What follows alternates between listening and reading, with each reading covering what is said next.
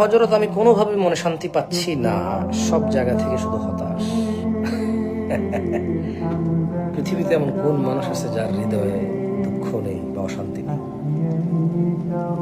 এর মধ্যে শান্তি রাখতে হবে, হালাল পথে থাকতে হবে, এই যুক্তিতে শান্তি থাকতে হবে যে আলহামদুলিল্লাহ আমার এই অশান্তিতে আমার কোনো পাপের ফল না, আমি কোনো অন্যায়তে নেই, কোনো অবিচারে নেই, কোনো জুলমে নেই, কোনো অত্যাচারে নেই, কোনো পাপাচারে নাই।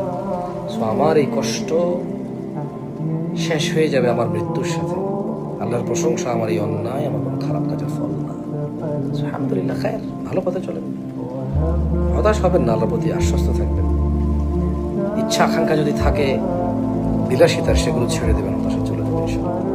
তারপর হতাশা আসতে পারে, আসবে, শয়তানের কাজই মানুষকে হতাশ করা।